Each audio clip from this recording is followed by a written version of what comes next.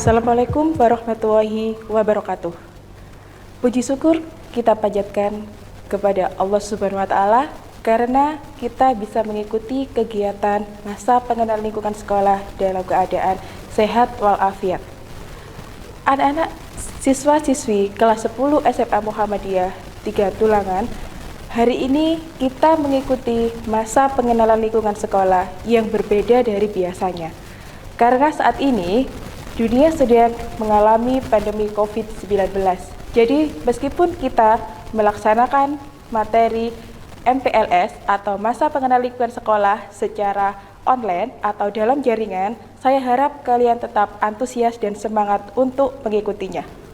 Saya berharap kalian tetap dalam keadaan sehat walafiat dan tetaplah selalu mengikuti protokol kesehatan. Siswa-siswi kelas 10 SMA Muhammadiyah 3 Tulangan, pada kesempatan kali ini saya akan menyampaikan materi tentang kesadaran berbangsa dan bernegara.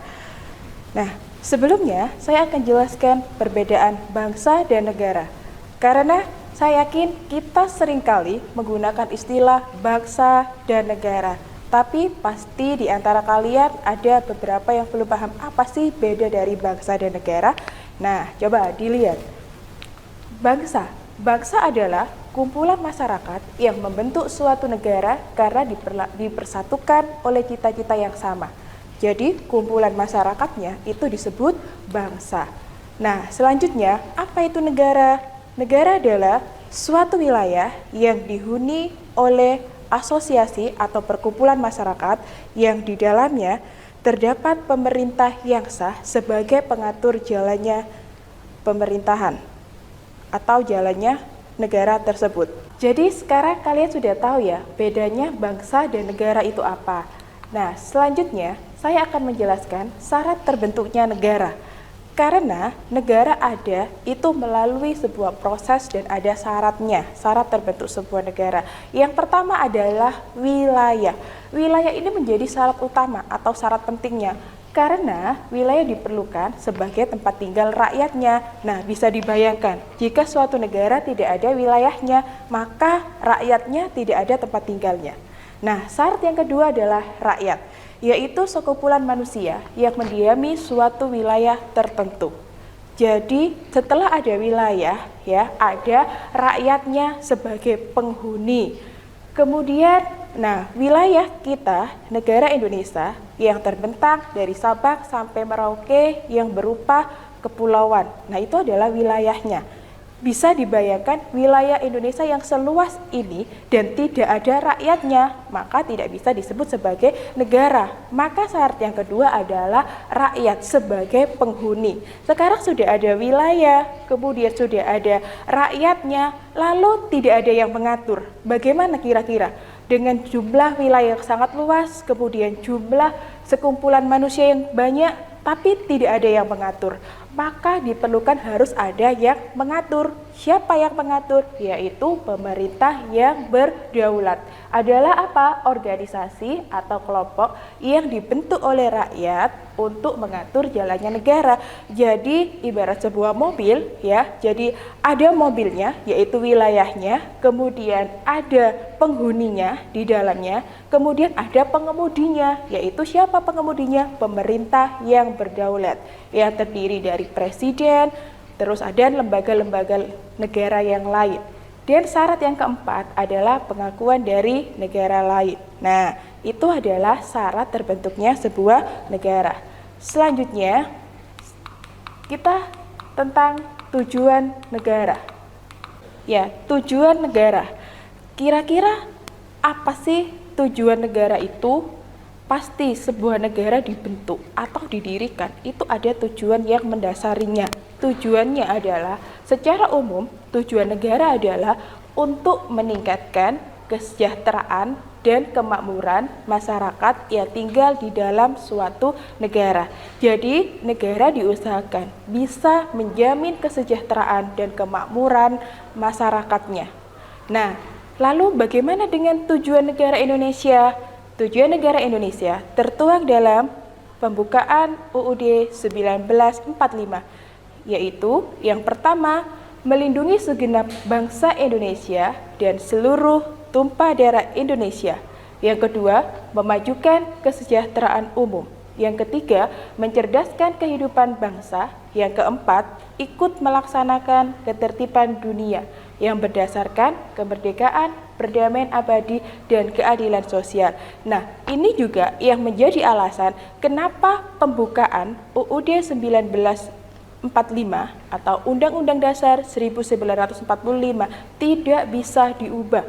Ingat, Undang-Undang Dasar 1945 bisa mengalami perubahan atau amandemen di bagian pasal-pasalnya, tetapi tidak bisa dirubah di bagian pembukaannya.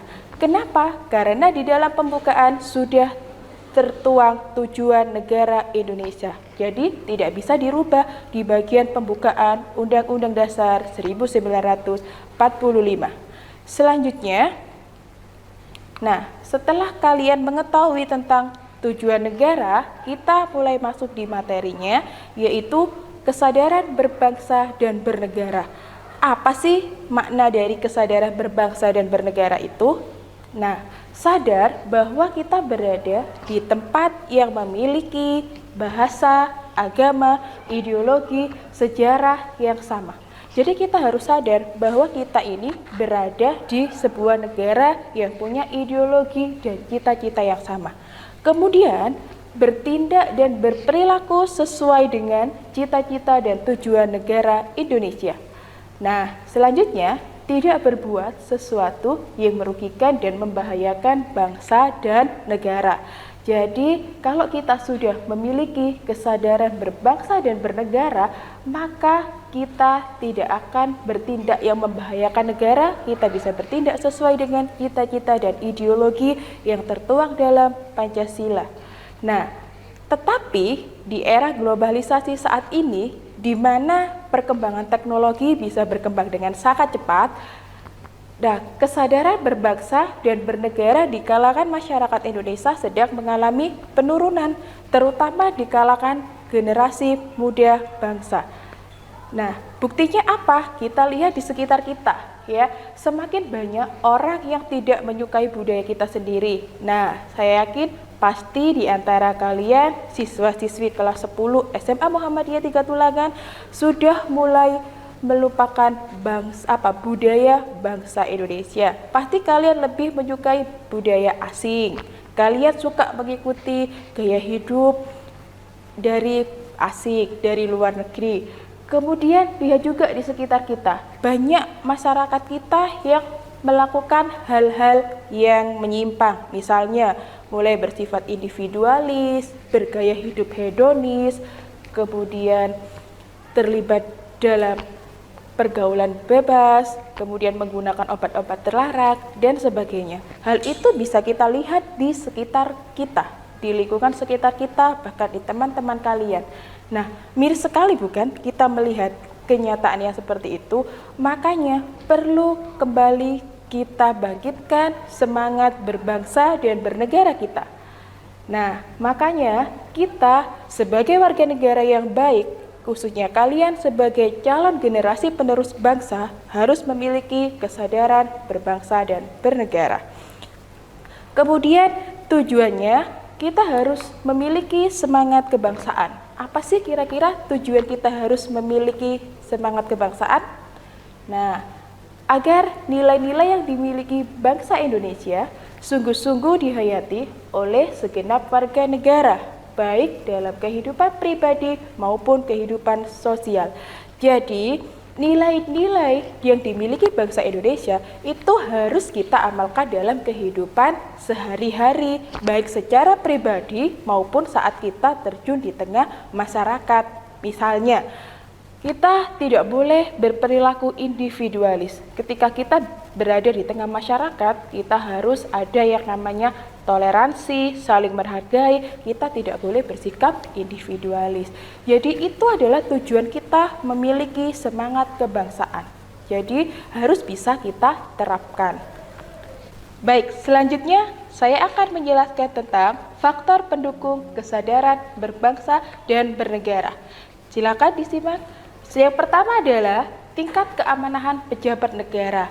Artinya, pejabat negara kalau sudah diamanah mendapat amanah dari rakyat untuk menjadi pejabat harus bersikap atau bertindak sesuai dengan fungsi tugasnya. Jadi harus bersikap jujur dan bertanggung jawab dalam menjalankan tugas yang diembannya. Kemudian yang kedua, pemerataan pembangunan di setiap daerah. Jadi pembangunan di negara kita itu harus merata. Artinya apa? Karena kalau terjadi pemerataan pembangunan, maka warga negara akan merasakan bahwa mereka diperlakukan sama, sehingga tidak akan muncul kesenjangan atau diskriminasi. Jadi diusahakan pemerataan pembangunan bisa berjalan dengan baik. Jadi tidak akan ada lagi daerah yang maju, daerah tertinggal. Jadi akan terjadi pemerataan pembangunan. Yang ketiga, kepercayaan terhadap wakil rakyat. Wakil rakyat dan pemerintah. Wakil rakyat adalah orang-orang yang terpilih di dalam pemilihan umum untuk menduduki posisi atau jabatan tertentu di pemerintahan. Wakil rakyat adalah orang-orang yang mewakili aspirasi kita. Mereka yang akan menyalurkan aspirasi rakyat kepada pemerintah. Jadi kita harus percaya terhadap kinerja wakil rakyat dan pemerintah. Kemudian faktor pendukung kesadaran berbangsa dan bernegara selanjutnya adalah tegasnya hukum dan aturan pemerintah. Hukum itu harus bisa dilaksanakan secara adil, tidak boleh tebang pilih, tidak boleh bersikap tumpul ke atas dan runcing ke bawah. Semua harus dijalankan dengan tegas sesuai undang-undang yang berlaku. Nah, selanjutnya, faktor pendukung kesadaran berbangsa dan bernegara adalah rasa memiliki bangga bangsa Indonesia. Jadi kita harus bangga menjadi warga negara, menjadi bagian dari bangsa Indonesia. Selanjutnya, menyadari bahwa Indonesia adalah negara yang multikulturalisme atau beraneka ragam budaya. Kita tahu bahwa Indonesia terdiri dari beraneka ragam budaya, agama, suku, adat istiadat. Nah, Indonesia terdiri dari keanekaragaman itu, maka kita harus menyadari bahwa negara kita terdiri dari beraneka ragam budaya. Kita harus menjunjung tinggi sikap toleransi dan saling menghargai. Karena kalau kita menonjolkan egoisme kita, akhirnya terjadilah disintegrasi bangsa atau perpecahan bangsa. Maka kita harus menyadari bahwa di tengah-tengah negara Indonesia memang banyak perbedaan. Selanjutnya adalah mengetahui nilai positif dan kekayaan bangsa. Kita harus tahu nilai-nilai positif yang terkandung di dalam bangsa Indonesia dan juga kekayaan alam yang dimiliki oleh bangsa Indonesia. Nah, itu tadi adalah faktor pendukung kesadaran berbangsa dan bernegara. Selain faktor pendukung, negara kita juga punya faktor penghambat. Adapun faktor penghambat kesadaran berbangsa dan bernegara. Yang pertama adalah ketidaktahuan akan nilai-nilai positif dan kekayaan bangsa Indonesia. Jadi kalau kita bersifat apatis, bersikap acuh terhadap negara, maka tidak akan muncul rasa kesadaran berbangsa dan bernegara kita. Yang kedua, merosotnya tingkat keamanan negara Indonesia. Jadi negara harus bisa menjamin keamanan masyarakatnya. Sehingga apa? Tidak menjadi penghambat kesadaran berbangsa dan bernegara. Yang ketiga, ketidakpercayaan kepada pemerintah. Nah, berdasarkan fenomena yang ada, saya rasa kalian sudah tahu bahwa banyak pemberitaan-pemberitaan tentang pemerintah. Nah, kita harus bisa menyaring atau memfilter berita-berita yang baik, yang sesuai atau yang real, sehingga kita punya rasa percaya terhadap pemerintah. Yang keempat, ketidaktegasan hukum yang berlaku. Jadi, hukum yang ada di negara kita harus ditegakkan secara tegas. Ingat, di Undang-Undang Dasar 1945 sudah dijelaskan bahwa Indonesia adalah negara yang berdasarkan hukum. Jadi, hukum harus ditegakkan dengan seadil-adilnya, biar tercipta ketertiban di tengah masyarakat. Nah, yang kelima, rasa ingin menonjolkan golongan masing-masing. Tadi sudah saya sampaikan bahwa Indonesia adalah negara yang beraneka ragam budaya. Kita tidak boleh menonjolkan golongan kita masing-masing. Kita harus bersatu mengatasnamakan negara Indonesia. Selanjutnya, merosotnya nilai-nilai toleransi. Kita harus memiliki rasa toleransi yang cukup tinggi. Kita tidak boleh mementingkan kepentingan pribadi maupun golongan. Kita harus bertindak bersama-sama demi kemajuan bangsa Indonesia. Selanjutnya, ini adalah beberapa contoh tindakan untuk mewujudkan kesadaran berbangsa dan bernegara. Yang pertama, menghargai jasa pahlawan. Tindakan ini bisa kita lakukan di dalam kehidupan sehari-hari, baik di lingkungan sekolah, di masyarakat, maupun di dalam kehidupan berbangsa dan bernegara. Tindakan yang pertama, sekali lagi adalah menghargai jasa pahlawan. Pahlawan itu siapa? Nah, pahlawan adalah orang-orang yang mendapatkan gelar yang telah berjasa terhadap kemerdekaan bangsa Indonesia. Jadi kita tidak akan bisa menikmati kemerdekaan seperti sekarang ini tanpa jasa dan perjuangan dari para pahlawan.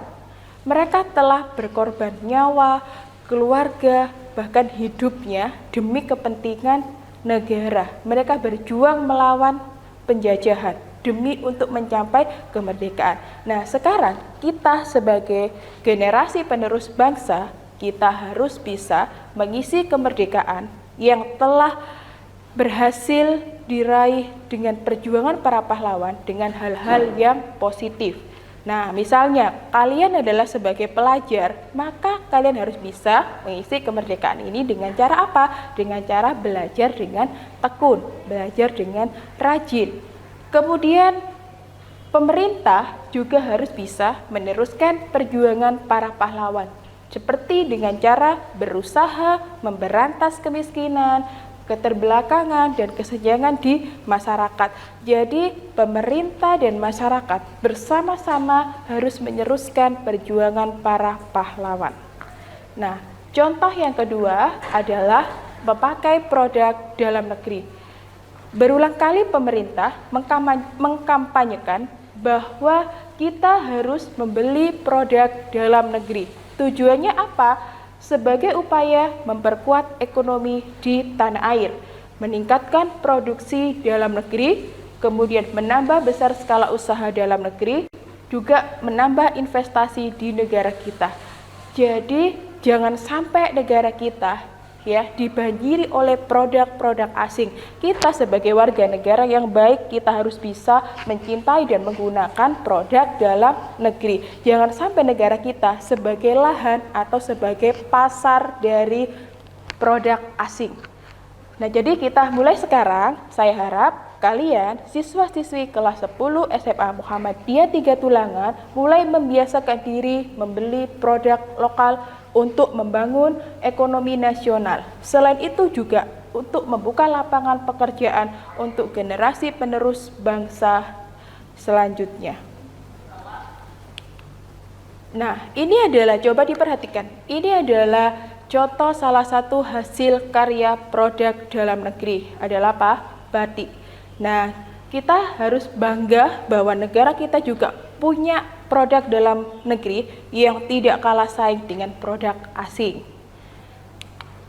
Contoh tindakan selanjutnya untuk mewujudkan kesadaran berbangsa dan bernegara adalah belajar dengan giat untuk memberantas kebodohan. Tadi sudah saya sampaikan, salah satu wujud kalian sebagai generasi penerus bangsa untuk mengisi kemerdekaan adalah dengan giat belajar. Kemudian memfilter budaya luar yang tidak sesuai dengan kepribadian bangsa. Kalian harus bisa menyaring atau menfilter budaya asing yang masuk ke negara kita. Mana budaya yang sesuai dengan kepribadian bangsa Indonesia dan mana budaya yang tidak sesuai. Kemudian mengangkat martabat bangsa Indonesia. Dan selanjutnya mematuhi segala aturan sesuai undang-undang. Kita sebagai warga negara harus patuh terhadap undang-undang yang dibuat oleh pemerintah. kita harus menjalankan dengan penuh tanggung jawab, dengan penuh kesadaran segala aturan dan undang-undang yang ada di negara Indonesia.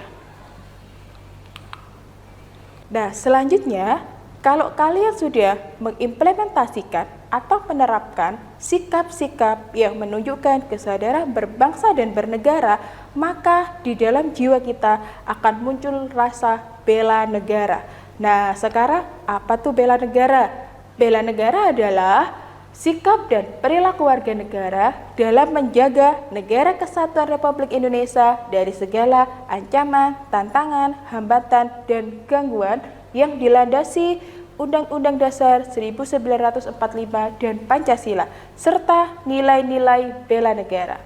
Bela negara ini dikategorikan menjadi dua bentuk. Yang pertama adalah secara fisik dan secara non-fisik. Secara fisik bisa dilakukan jika kita menghadapi secara langsung jika ada pihak lain yang menyerang bangsa Indonesia.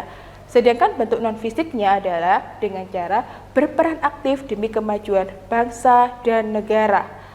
Nah, tadi di sebelumnya sudah saya jelaskan bahwa Indonesia adalah negara yang beraneka ragam. Ternyata keanekaragaman bangsa Indonesia, keanekaragaman budaya, bahasa, adat istiadat bangsa Indonesia itu selain menjadi potensi atau kelebihan juga menjadi ancaman bagi bangsa Indonesia.